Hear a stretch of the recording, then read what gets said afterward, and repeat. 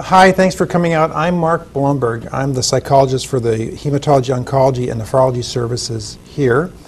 Prior to coming to Nova Scotia, I was at the University of Miami School of Medicine, where I was on the faculty in the medical school and at the Mailman Center for Child Development, and I was the co-director for our behavioral pediatrics clinic, where a lot of the work related to helping parents get their kids to cooperate with each other was done. I also have a small private practice here, so I also see families who are dealing with these kinds of problems.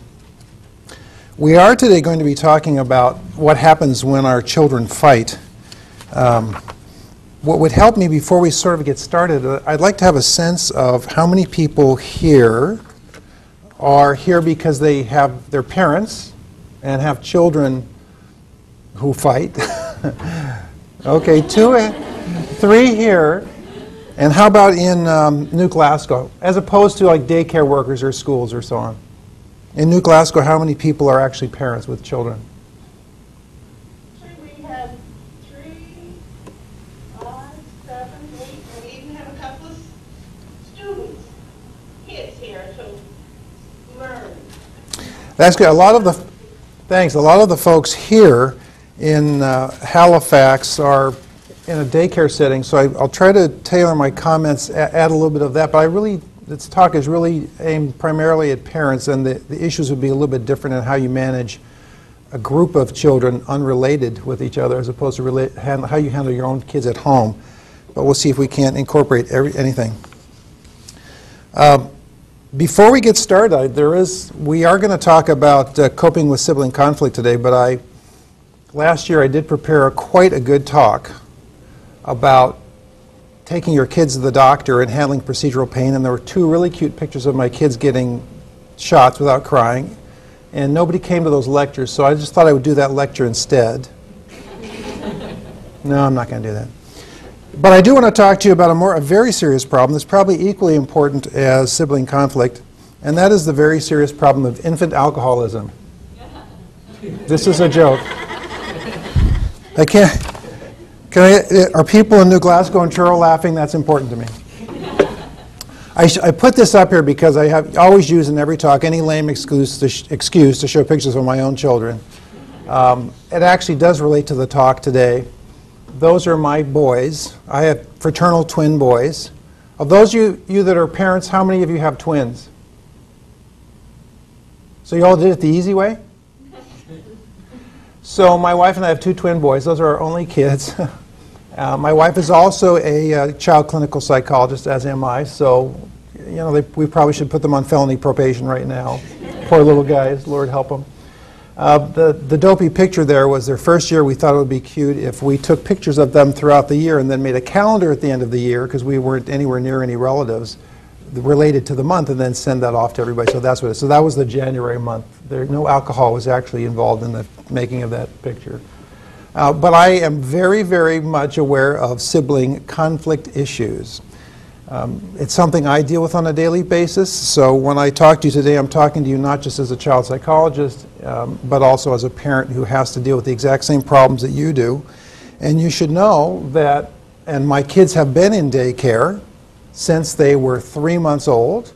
At the Mailman Center for Child Development, they have a wonderful daycare setting, so my wife was actually able to go she went back to work after 3 months, because she's a keener, and I made her. She went back to work at 3 months, because in Florida, they don't have as enlightened a system as they do here with regard to mothers. So she went back to work, but she was able to continue to nurse for a year and a half because they had a nursing room set up. The daycare facility was right there, 20 feet from her office, so it was a good compromise. But we're very familiar with children and siblings in daycare and problems. In fact, not for my kids so much, but I was often, in my capacity as the co-director of the behavioral pediatrics clinic, I often had to go over to the daycare center to help folks deal with conflicts, biting and problems with kids and so on, and giving lectures to the workers there. So I will try to incorporate some of that information in there. Well, I'd like to tell you what this lecture is going to be about and what it's not going to be about. I'm not going to spend a lot of time talking about and reviewing the literature. reviewing the scientific literature. I read the literature so you don't have to. So everything I tell you today is based on my understanding of what the empirical evidence tells us about this topic, as well as my clinical experience with families, which is going on about 15 years now, and my experience being a father. And I always tell parents that I see that I don't do anything with parents that I don't believe in. This is not some sort of egghead. I read a study somewhere by a graduate student and now I'm recommending parents do that.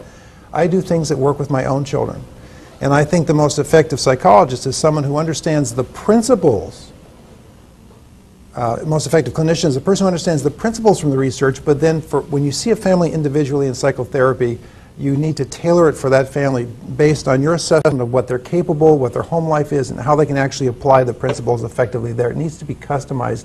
That's what a good clinical psychologist will actually give you, the customized approach. One of the problems with a lecture like this is it cannot be that. I would like to leave a huge amount of time for questions and answers, which I'm happy to do, because I think once I give you the principles, I'd love to talk to you more specifically if you're interested about how it might apply to specific situations. The problem is the general principles may not be, as applied, very applicable to your situation, and it may not make sense to you, so I wanted to leave a lot of time for you to listen to what I have to say about this and disagree with me or ask me how that would be applied in a specific situation. You know, sort of to put this in the historical context, for all of us who are parents and contending with the problems of sibling conflict, I think it's somewhat reassuring to know we are simply the latest in a long line of parents who have been troubled by this problem. Now you may recognize Adam and Eve in that slide. Of course you probably recognize the classic Michelangelo fresco of Adam and Eve coming from a posh supper club. That is Adam and Eve. See the apple? See the tree? Now why did I put that? I didn't put that up there to make a dopey joke. When I went online to steal a picture for this presentation for Adam and Eve, they're all naked for some reason. So I couldn't put up a naked picture of Adam and Eve for this presentation, so this is the only one I could find that they had their clothes on. There were several Adam and Eve pictures that looked like Adam and Eve were all born in Norway. I didn't think that was appropriate either. Adam and Eve had tremendous sibling problems. We were actually probably doing a lot better than they are. Most of us would have been smart enough, for example, not to give Cain the jawbone of a donkey for his birthday present. So sibling conflict is in Genesis, where one brother kills another brother out of jealousy. It is in every culture. It is not abnormal. When I am dealing with parents and talking to parents about sibling conflict, I'm talking about normal child development, how to handle normal child development. It's like temper tantrums. All kids have temper tantrums, and they all have them in that two-year-old range. And those of you who work in daycare with 2-year-olds, you know exactly what I'm talking about. God love you. They all have temper tantrums. If they're still doing it when they're 35, it's because their parents didn't respond to it when they were 2 appropriately, and then it became a problem. And sibling conflict is exactly like that. My view is that sibling conflict has to be responded to appropriately, and we'll talk a lot about this, because if you respond to it appropriately, your life is going to be better, and the outcomes, developmental outcomes for your children are going to be better as well.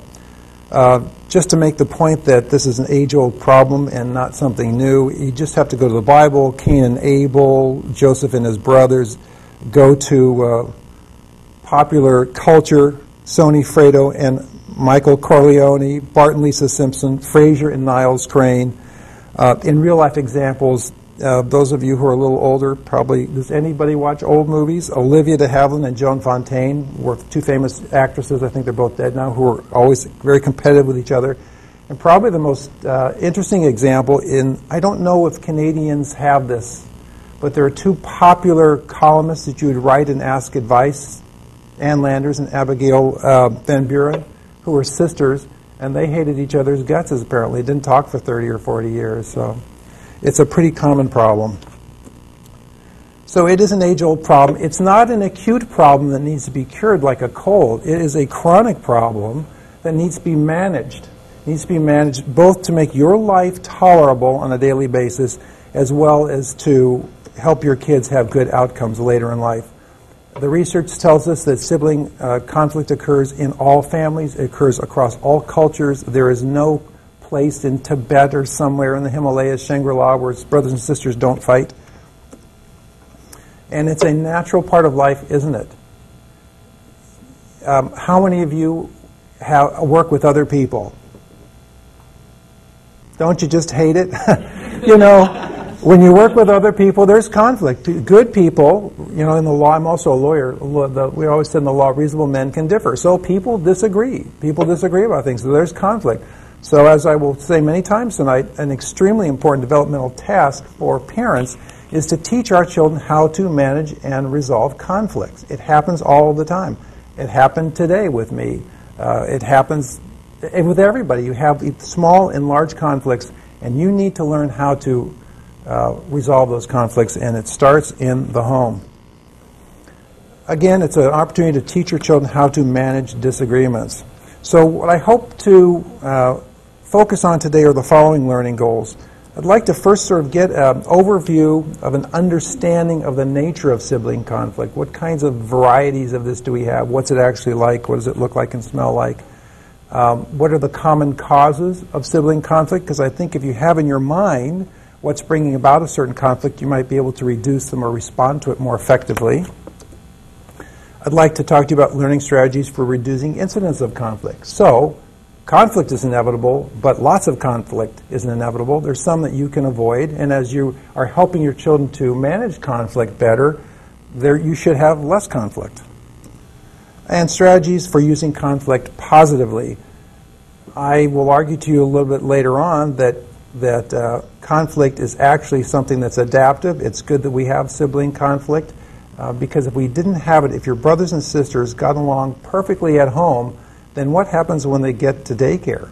They're not going to get along with everybody at daycare. They're not going to get along with everybody at school, and they may not get along with their wife, as hard as that to our husband, as hard as that is to believe. So learning strategies to teach your kids how to manage conflict positively can be very adaptive. So why do kids fight? Let's just review some of these things. Well, they fight over parental attention. I always tell parents when I'm doing particularly behavioral interventions for parents that there is nothing more powerful in terms of rewards and punishment than the applying or taking away of parental attention. It is so important. Kids crave parental attention, healthy children, and parents need to learn to use it appropriately because it can be badly misused and create lots of problems.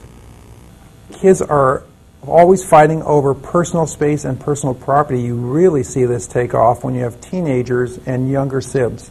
I've seen it a lot with 9-year-old girls and 13-year-old girls in the same household fighting over blouses and clothes and personal space, and she went in my drawer and all that kind of stuff. That has to be managed by families.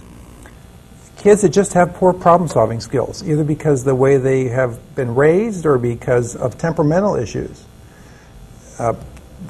Kids just, may be inherently passive, they may be inherently more aggressive, and so there may be temperamental issues or even some psychopathology that compromises a child's ability to learn or apply problem-solving techniques in an effective way.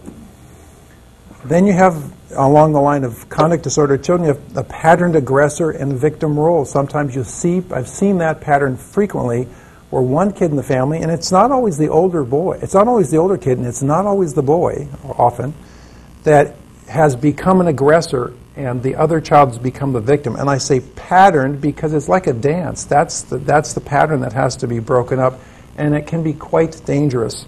A little child can inflict a lot of damage on another little child, particularly if they start taking weapons in their hands, implements, throwing hard objects at a baby. I've seen that. So that can be quite dangerous and has to be addressed. And I just want to point out, I think this is obvious to any parent, but it's worth always mentioning that fatigue and hunger and boredom can impact a child's ability to be resilient and apply problem-solving strategies. Like the rest of us, you're hungry, you're fatigued, and you just snap at people. Well, it's even harder for a little kid. I had a patient just last week, 2 weeks ago, where there were behavioral problems with the little girl, and she was in the 3 to 6 range. I know how old she was, I'm just hiding her identity. And she was having significant behavioral problems at home. and some with aggression, some with these kinds of issues with a younger sib. And the mother also said that she had the other big problem was getting this little girl to go to bed on time. It was just up and down and up and down and up and down. So bad you almost wanted to call Nanny 911. Isn't that a good show?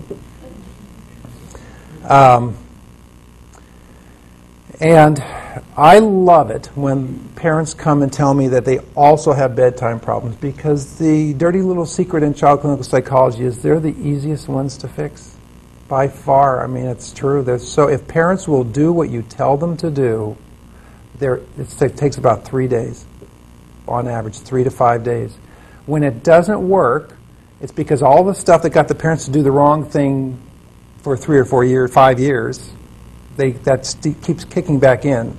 You know, if I could go there and be with them, I could probably help them coach them through it better. But most bedtime problems are not hard to get on top of if parents will just be consistent and follow through. And the book for that, you all know the book, sort of the Bible of that book, is the Ferber book. People even talk about Ferberizing their kids. It's by, I'm blanking on his first name, but if you have sleep problems with your child, you should get Ferber and just follow it like a Bible. She wasn't going to, she was up and down and up and down and up and down. So this little girl was probably getting 6 hours of sleep a night and no nap in the afternoon. Well, of course she was irritable and aggressive. And so I loved to work on that because I knew we would get success on it. And I also suspected that when this little girl was getting the appropriate amount of sleep, that her behavior directed towards her younger brother would get better, and it did. So it did take about 3 nights for her to stay in bed when she learned that there was a new sheriff in town, and Mom meant business. No meant no, and other things that we did. And then once she was getting a normal amount of sleep, go figure, the amount of aggression and irritability dramatically went down. So don't underestimate physiological factors in these kinds of issues. So let's go just through each one of those little subject areas and talk about if there are ways that we can reduce conflict with them. And then we'll come back and talk about sort of more specifically those unavoidable conflict areas where you're always going to have conflict, and what can you do to use that conflict positively for the development of your child. Well, when you hear fights over to get your attention, they're trying to get your attention, right? So if a child is misbehaving to get your attention, should you attend to them? The simple behavioral rules are, I should have put this on a slide, write this down. The daycare workers probably, I'm sure, all know this, and most parents know this. The simple behavioral rule, and it is a scientific rule, that if an organism does something and that behavior of the organism is followed by something good happening or something bad going away, the organism is more likely to do that thing again. That's a reward. That's positive and negative reinforcement. People think negative reinforcement means punishment. No, negative reinforcement means you do something and something bad goes away. So you're more likely to do that thing again, because when you do it, something bad goes away. Like ignoring your parents and then they stop talking to you. You talk to your kid, you talk to your kid, the kid doesn't look up from the TV and the parent in disgust walks away. That's a negative reinforcement. You're reinforcing the child ignoring you. Positive reinforcement just means you get what you want. You do some bad thing, you hit your brother or your sister, you grab a toy out of the hand, and you end up with the toy. That's positive reinforcement. So if you do something and something good happens, something bad goes away, that's positive reinforcement. Punishment is, in behaviorism, punishment is simply that you do something and then something bad happens. In those situations, you're less likely to do that thing again. If a child misbehaves and thereby gets the parent's attention, and the parent sits down with the child and has a conversation, well, Johnny, we've talked about this. Why do you do that? On your lap, your arms around them. Why do you hit your brother and sister like that? It's not. We don't play with machetes in our house. That is inappropriate. It's positive. You're positively reinforcing the child. It happens in schools all the time. A child misbehaves in class where they don't want to be in the first place. Maybe they're failing. They're not doing well. They misbehave in class. They get taken to the principal's office where they sit and talk to often they sit and talk to the school personnel, and they have a nice one-on-one conversation with another adult while they're waiting to talk to the principal. Not good. Don't be in a hurry to immediately respond, therefore, when your child's misbehaving to get your attention, because when they get your attention, you've reinforced behavior you would like to see go away. In all of these situations, unless safety's involved, you hear the gun being cocked, Take the time to listen to what the argument's about. Some researchers have said, clinicians have recommended just waiting 30 seconds. Just don't jump in. When you hear the problem, wait and listen from the other room of what maybe they'll resolve it themselves, which would be the optimum outcome. But also to intervene effectively, if you're going to intervene at all, it's a good idea to just wait and listen to hear what's actually going on. What is the argument about? Again, if it's not a safety issue, then you might consider many times just getting up and leaving so they cannot come and get your attention. You predict as a good parent that in 3 seconds one of them is going to come running in, Papa, ba ba ba ba ba ba. So just get up and leave. So they can't find you. So they have to resolve it themselves. Again, only if safety is not an issue. Take yourself. That right in the morning and for the whole day. Can you do that in the morning for the whole day? Actually, moving to another country is not good parenting. You have to stay with them, I think, by law. I looked it up one time. Return and give attention when the conflict has been resolved. Now, I tend to sort of put all the negative stuff in the slide to make sure I don't miss it, but I have to just emphasize at this point that the other side of this is equally, if not more important. You want to catch them being good.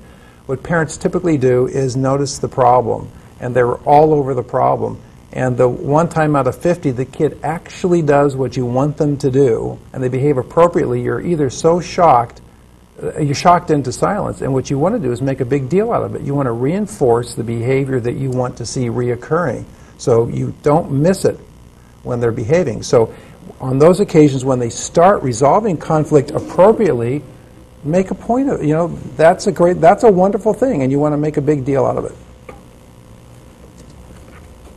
Attend to good behavior, not poor behavior. So that's really just what I was saying before about making sure you don't inadvertently and accidentally reinforce misbehavior. Fights over personal space and stuff.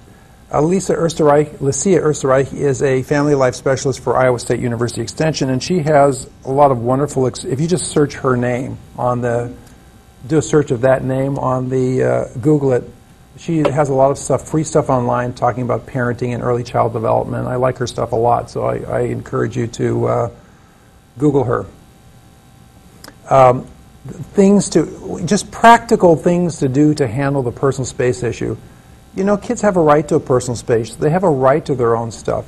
They have to learn to share, but I would argue within the context of having their own things, and I think that's something the parents should police and enforce. And if you have a please knock sign on a child's door. Now remember, please knock does not mean stay out. I wouldn't put those, I've seen those signs before, adults keep out, or a lock on the door that the kid can lock to keep the parents out. I would never do that. An older teenager, sure, he should have the right to privacy, I guess, most of the time. But it should be an appropriate comment that reflects the behavior you want the child to indicate. So you're not saying you're going to knock until they say yes and let you come in. You're going to knock to let them politely know you're coming into the room. And that you enforce that rule with the other siblings. I just wanted to use the word demarcate. I haven't used that since the graduate record exams.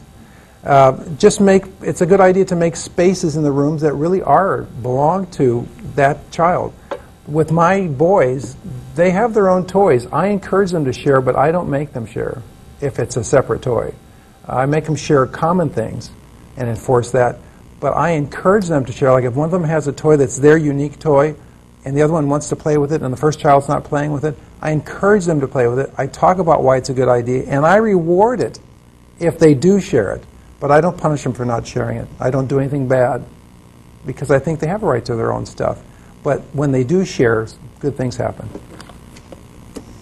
A place for a child to be safely alone. Just for a place for a child to be alone. There should be a place, particularly when you have a lot of kids, there should be some place where a child can particularly teenagers, can just go to get away from the little kids. And that should be sacrosanct. That should be a place where they're allowed to go, where they're protected from being chased after by younger siblings. And then it's a good idea. We certainly did this with our boys.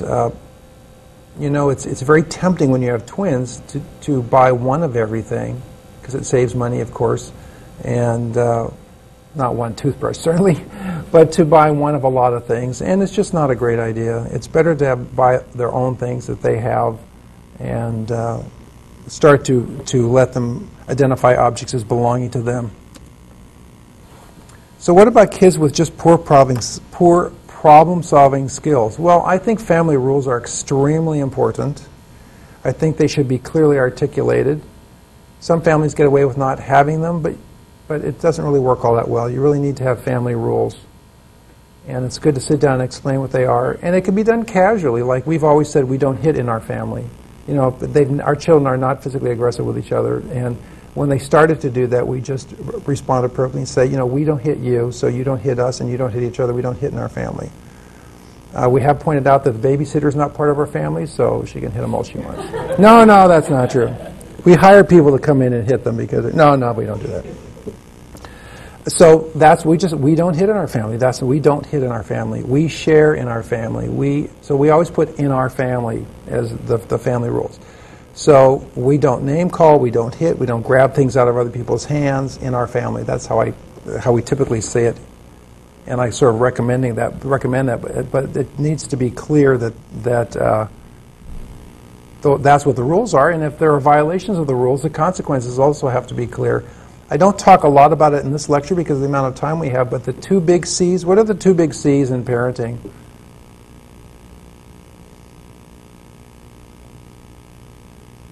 Chocolate? No. Anybody in Truro? Bridgewater somewhere? The 2 big C's in parenting are consequences and consistency. It makes I just cannot tell you what a big difference it makes over time. And when you're consistently do poor things with your kids, like always give them candy at Zeller's to get them to stop screaming, that when you do that consistently, the consequence of that is that your kid will always scream because the kid did something bad, which you reinforced. Just a little side note in that regard. How many people think bribes are bad? Oh, I saw a hand flicker. Depends on what you mean by a bribe. I agree that bribes are bad. Sometimes when I'm talking about setting up a reward system to help modify behavior, and parents will get upset because they don't like bribes. But I have a definition of bribe. A bribe is when a child is misbehaving and you give them something good to get them to stop. Now, the basic principle I told you before, law of the universe, if you do something and something good follows it, you're going to do that thing again. Child screaming in Zellers, you give them a candy bar to be quiet. Do the math. They certainly do the math about it. And that's why they don't stop misbehaving. You can count on the fact they're going to misbehave next time. That is wholly different. That kind of a bribe is not effective. It's effective if you want to have a child that misbehaves at Zellers every time. What is effective is an appropriate reward. So you want to teach your child how to behave in Zellers. How would they know how to behave in Zellers? How would they know? You go into a place that is visually rich to them. Of course they're going to grab things. People have spent millions of dollars getting us to grab things when we go into those stores. That's what they're designed for. So of course they're going to grab things. So you have to do something to modify their behavior. So you say, if you're willing to buy them a little toy or candy, you say, before you go into the store, well, this is what I expect you to do in the store. I expect you to sit in the cart, not grab things, not ask for things, and if you do those things, when we leave, I will buy you one thing of your choice from that front rack there. That's what works. And that's not a bribe. That's just life. That's how life works, like getting a paycheck.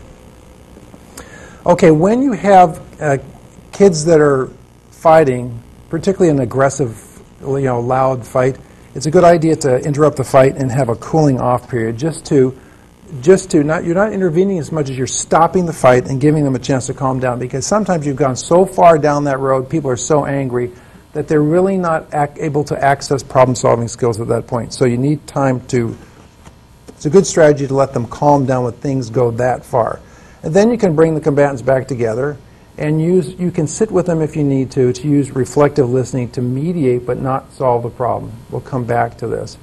I'm going to strongly urge you should not be solving these problems for them. You should not be solving their conflicts for them.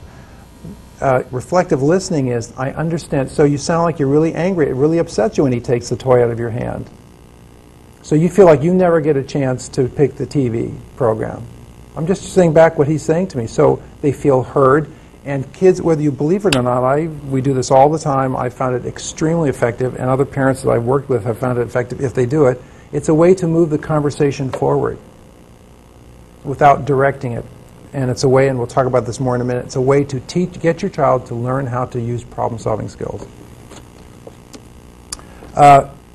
Use of consequences of repeated inappropriate behavior. So, if kid has poor problem-solving skills, I am certainly not suggesting that if they're name-calling, grabbing things out of each other's hands, and doing inappropriate things, that you don't respond to that. I think you always need to respond to it. So, if you have a family rule that you're not allowed to grab things out of the child's hand, then I still think you need to respond to that. You need to respond to that behavior, because otherwise the child has gotten away with it, and if they get away with it, that's reinforcing. The more serious problem that we're not going to spend a lot of time talking about is aggressor-victim patterns. Again, you want to make clear that the hitting, name-calling, hurting are completely unacceptable. I've seen daycare workers and I've seen parents tolerate a little level of mouth and a little level of hitting. It is always, always, always a bad idea. A hit is a hit. A playful hit is a hit. Smart mouth is a smart mouth. My kids will probably be in prison by the time they're 13, but I have to say I'm very proud of their behavior now. They're very well behaved. They're normal kids. They get into trouble, but they're very well behaved kids. And the rule that we have in our house, inappropriate self-disclosure, is when we tell them to do something, and we don't, part of this is you don't order them around all the time. You should be ordering your kids all around. But when you do tell them a couple times a day, when you tell them to do something, then the expectation of our little guys is that they say yes, mama, or yes, papa, and that they do it. No argument, no discussion. Now, do we encourage them to discuss things with us and tell them why? Sure. But in the situation, the limited situation where we tell them to do something, the expectation we enforce is that they say yes to us, so they know they've heard us, and that they're going to comply. It's made a huge difference. And we don't, probably 3 or 4 years ago, we saw one eye roll at something. And we've never seen another eye roll because, that's not appropriate. It's not appropriate to be rolling your eyes at us when we ask you to do something. So at least for the first 8 years, because we nipped things in the bud, they're really very well-behaved little boys so far. Come to this lecture, they're almost 8. Come back to this lecture in 3 years. And, I don't have any illusions. But for the first 8 years, it was great. But we're not martinets about it. We're not dictatorial about it. That's just the expectation. The few times we tell you to do something, we expect you to do it. And I think it's that nipping, that zero tolerance is really the key, because how is a child going to differentiate between how hard of a hit is okay? Any hitting shouldn't be okay. You don't hit us, we don't hit you. When they get older and they're boys, you get into jostling. Is that hitting? They're in sports, they're bumping around, they're doing that sort of thing. Is that still considered touching? It's not that they're not allowed to touch. They're not allowed to hit. They wrestle I wrestle with them all the time. We wrestle all the time. We have tickle fights.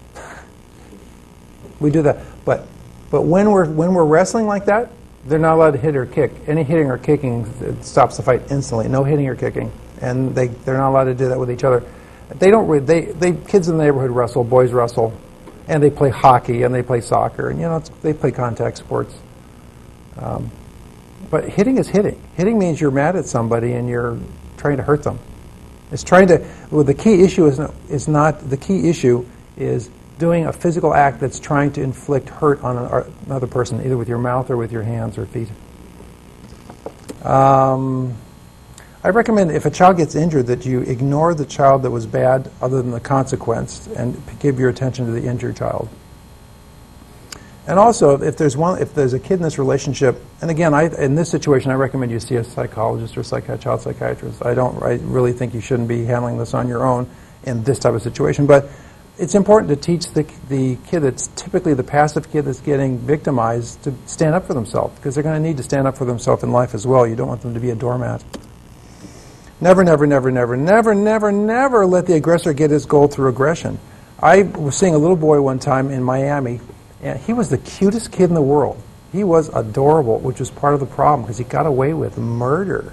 Mom bought a new VCR, and they were very poor, inner city poor, and he took, for no particular reason, as far as they could tell, he took a full carton of orange juice and poured it in the brand new VCR. What the daycare told me was that he was hitting people for no reason. So daycare workers, I know it happens, I almost never believe it.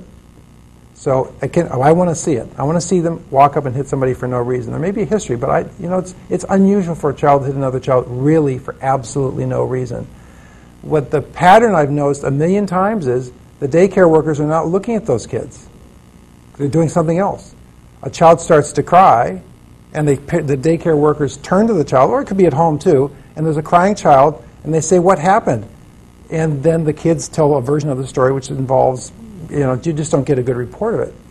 So what I would do is I would go and, so it creates the impression that nothing happened, they hit them for no reason. But I would go and watch the child for an hour, 2 hours, and just watch. Be hidden somewhere behind a two-way mirror, just off somewhere trying to be a fly on the wall. And with this one little boy in particular, I saw him do it several times. And it was just that exact pattern. He'd hit somebody, and the daycare worker would turn and then see the aftermath, really. And what was happening is the little boy was grabbing some toy away from the first person or hitting them to get the toy. So they'd have a toy, he'd grab it and hit them, and then take the toy away. That's what happened every single time. But nobody saw it, because he didn't do it when anybody was watching. So that child, and this is this last point, the child can never, ever get what they want through aggression, because with the principles I've been talking about, you're just reinforcing the aggression. Quickly, hunger, boredom, and fatigue. We really talked about that. The importance of good sleep hygiene. One of the important things to get your kids into in that regard, I'm sure all of you know this, is a routine. And when there's a serious sleep problem, the routine should be rigid. You should go by the clock, don't vary it, because you're getting the child's biology working for you. If you go to bed at the exact same time every night and you've had enough exercise, you will a normal human being will fall asleep. Your body, if the only thing you do is get into bed, I mean, if you don't lay and read in bed, if you don't sit on bed, if what you do in that bed is at 8 o'clock, you get in the bed, mama kisses you goodnight, papa kisses you goodnight, they turn the lights off, and then you put your head down. Over time, you will go to sleep. Your body will fall asleep if there's nothing pathological going on. Having I always recommend an exact routine, not in life, but to solve a problem. So 7:45, brush your teeth. 7:50, read a book for 10 minutes. 8 o'clock, kiss, goodnight, lights out, done. Exactly. And the closer you can follow that, the faster these kinds of interventions work. So a good routine is important. Also, I think this is typically not a problem during the week, but on weekends, what are little boys particularly, but little girls too, what are little boys doing, school-age boys doing all day long? What would they do all day long if you would let them? Video games. Well, they're not getting a lot of exercise for video games, so of course they're going to want to stay up. Of course they're not going to be asleep. They're not getting normal exercise except for their thumbs. That's good. I'm sending your kids over. My kids will be over your house this weekend. It's upsetting for parents, but you just have to turn the stupid thing off and say, the sun is out. I know it's Nova Scotia, that bright ball of fire in the sky, that's the sun. Go look at it. We don't see it that often. Go outside. So you just have to throw them outside. Diet and nutrition. This is obvious quick stuff. Drinks that are high in sugar and snacks, this is not good. That sends their blood sugar up, their blood sugar crashes, they're irritable. Of course they're going to be having fights with people. Okay, what to do about unavoidable conflicts? So, some conflicts are going to be unavoidable, and in fact I would argue that some conflictual behavior in childhood is even beneficial. So, how can we respond in a proactive way, in a productive way, when sibling conflict does occur, and when sibling conflict, or when conflict occurs in a classroom setting, such as a daycare? What can we do? If this came from God or from the universe or just happened this way, conflict occurs in early childhood, and it can be used by us to teach children about relationships, how you resolve conflict. How can we use the relationships in our children's lives at daycare and at home to develop healthy, normal adults who have good social skills? What is the purpose then of sibling conflict? This is on the midterm. To help our children how to resolve conflicts appropriately. Now, if that is I argue this to try to get you to have an epistemological shift about this, a way you know the universe shift about this. If you think of sibling conflict as something that's annoying, it's irritating, you just need to stop it, then you're just going to run in and do whatever you can to terminate the conflict so you can go back to playing your own video games or reading your book or whatever you're doing. If you see sibling conflict as a way for you to teach your children how to behave with others in life, with their teachers, with their friends at school, with adults, with colleagues, then there are opportunities to do that. They're the best opportunities to do it, and you're not going to just run in and solve everything.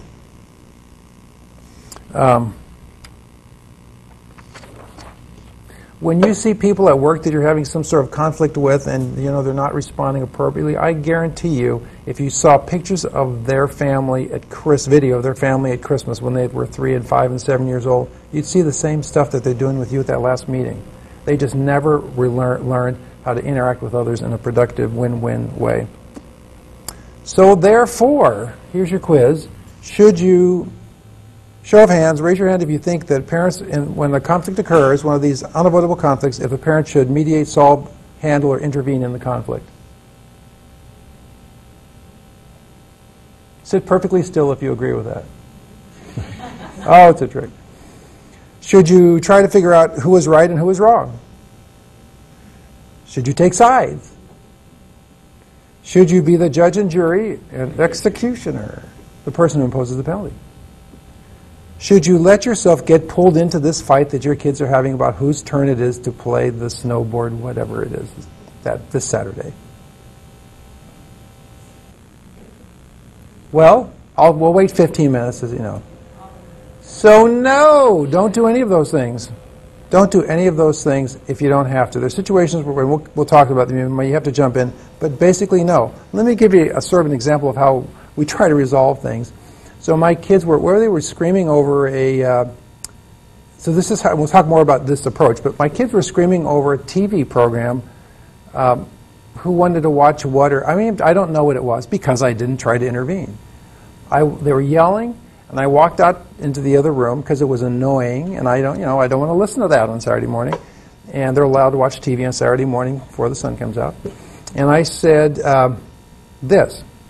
I said, I don't know who's wrong or right. I probably said, and I don't care.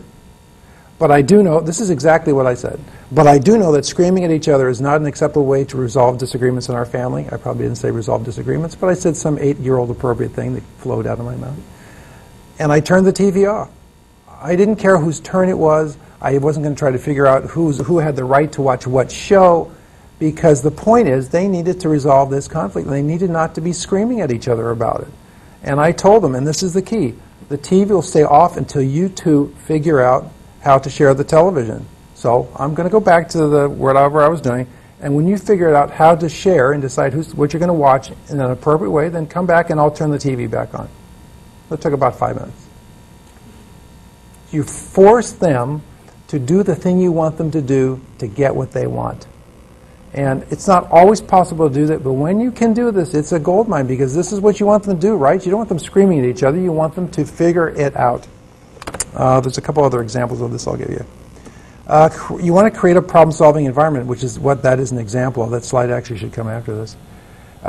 Use of non-directive, reflective language, like I'm working at the computer and one of my boys will often come in and say, gave you blah, blah, blah, blah, blah, blah, blah, whatever it is. And I'll repeat it back to him. Well, it sounds like you're really upset that he took that toy away from you. So you don't like it when he just takes things out of your hand, do you?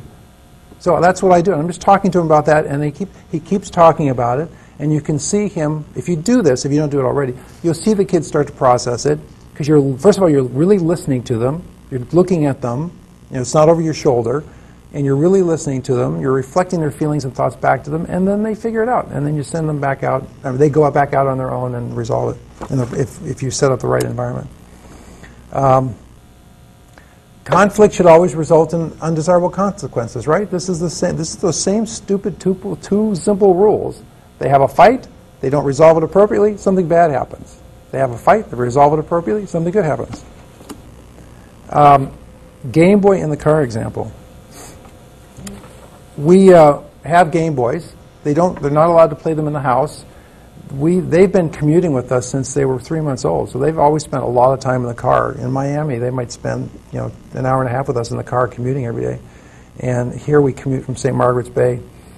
Now they're not going, they're going to school someplace else. They're in St. Margaret's Bay. They're not at school here, but when they were in daycare, they were in the car with us. So we would let them play Game Boys, but only in the car. And there were 2 Game Boys. They had their own Game Boys, because our children are spoiled. And originally we would buy 2 copies of a game, popular game, which was a stupid waste of money, and we stopped doing that because you know what happens? They lose one of them, and then they fight over the remaining one, and you just feel like an idiot. So we just buy 1 copy and expect it to share them. So this relates to my comments about the fairness trap that are coming up also. So we wanted to be fair. So there were 2 Game Boys, there were copies of the games, we had 1 copy of each game. So we said, okay, we'll put the blue Game Boy on this side of the car and the gray Game Boy on this side of the car, and then this game goes over here, and then we'll alter, and it just got to be a big deal, and they fought over it anyway, and we were solving the problem for them. We were trying to, and it just got more and more complicated, and it wasn't creating a problem. So it was a problem for us. It was taking their problem and making their problem our problem. Is it my problem at 8 o'clock in the morning which game my children play on the Game Boy in the car? No, it is not my problem. So I should not be involved in it. I should get them to solve it, which is what we ultimately did. Then it was the same intervention. It was, we're taking the games out of the car. When you boys tell us that you figured out how to share the games appropriately, then they go back in the car instantly, and not until. And that was it. We're done. And we had to do that a couple of times, honestly. And it still pops up occasionally, but they continue. You can hear them now. I have to tape this sometime to prove it to you. They know this is going to happen. They don't want it to happen. So when they realize they're going down that road, they start talking about it and negotiating with each other. This is the fairness trap I'm talking about. Avoid the fairness trap and cliches, like the plague. Don't get sucked into fairness. I hope this is not a shock to anybody. Life is not fair. Nature does not do fair. Nature does consequences. Nature does rewards and punishments. Nature does not do fair. Life is not fair. I work on a children's cancer ward. Life is not fair. And there's a terrific book called, I think the book's called It's Not Fair, a parenting book, that really sort of focuses on kids that use this all the time. And so the sooner you get your kids to see that, this is not about fairness, life is not fair, and you're not going to be able to create perfect fairness. Is it fair that the 11-year-old can stay out later than the 8-year-old, or that the 15-year-old can drive, 17-year-old can drive a car, and the 11-year-old's not allowed to, and so on and so on. Life's not fair. So don't get pulled in to try to make everything equally fair. I've seen this on many occasions where you're an older child and a younger child. The old child is being basically punished because in a misguided sense of an attempt to be fair, the older child's not allowed to do things they should be allowed to do because the younger child would be upset. Well, too bad. When the younger child gets older, then they'll be allowed to do it. I already gave you that Game Boy example. When to step in. Coaching may be okay when there's an impasse, so that you hear your kids are struggling and they're not resolving it. It's not the end of the world if you come in and say to one of them, if they come to you and you say, well, you guys have to decide this, it's up to you, but if it were up to me, I would consider doing such and such, but it's entirely up to you guys. I like it better that they figure it out on their own. It's more powerful. But if they're at an impasse, I want to help them. I want to model things, because kids learn from consequences, but they also learn from modeling the important behavior of others. So I will make a suggestion to them, but I don't enforce it is the key. I don't say, all right, this is what we're going to do. I'd say, well, if I were you, I would consider doing this, but, it's up to you. Because it is up to them.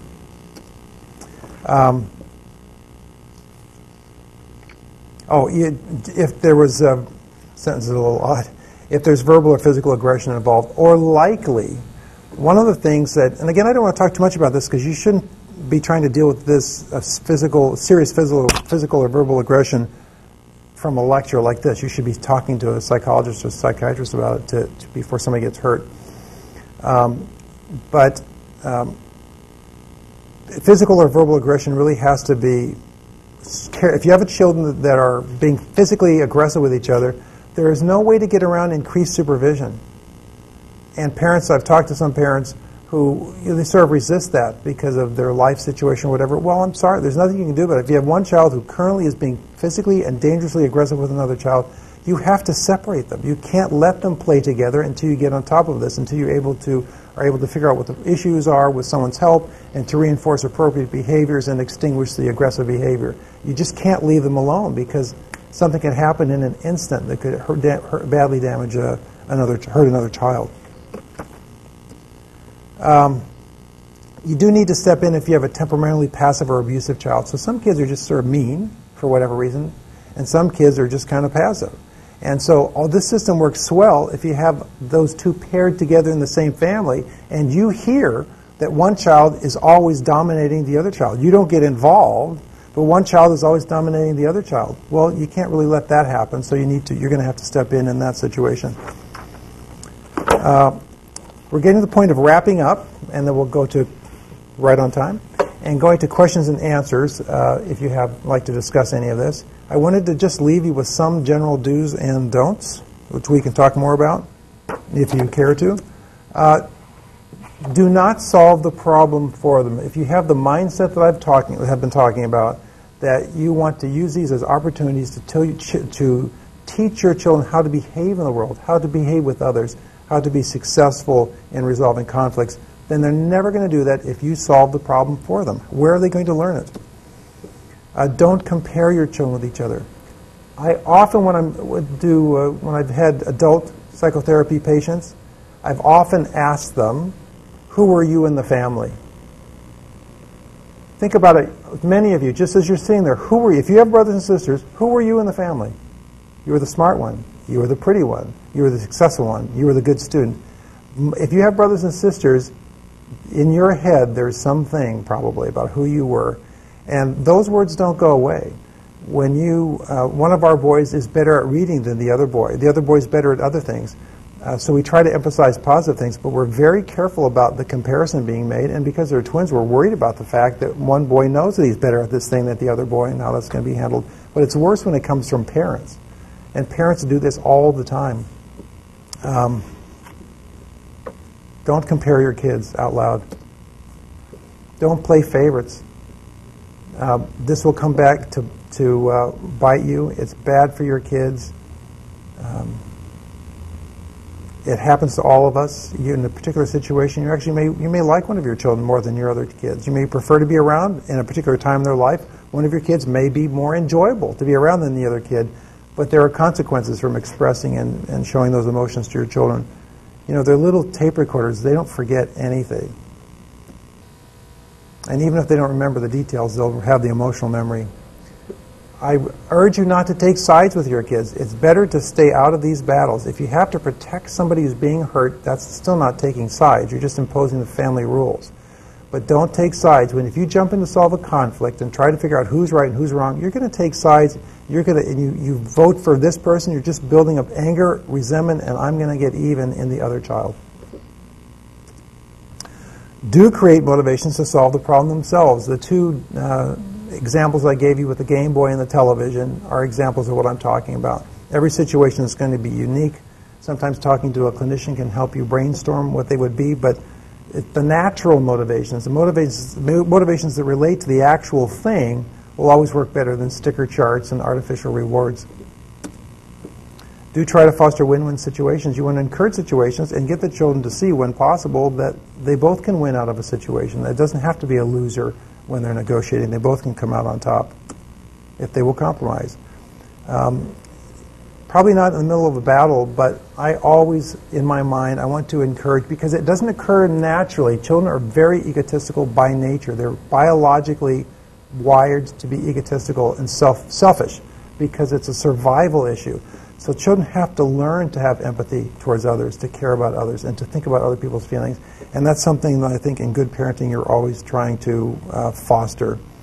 And again, do encourage your children developing problem-solving skills, because if you do that, you won't be in there all the time having to resolve their fights for them, and you won't have to go to work with them at the bank and try to resolve fights with their boss, because they'll be able to handle it themselves. That's all I have. Thank you very much for listening. I very much appreciate your coming to the talk tonight, and I hope you got something out of it.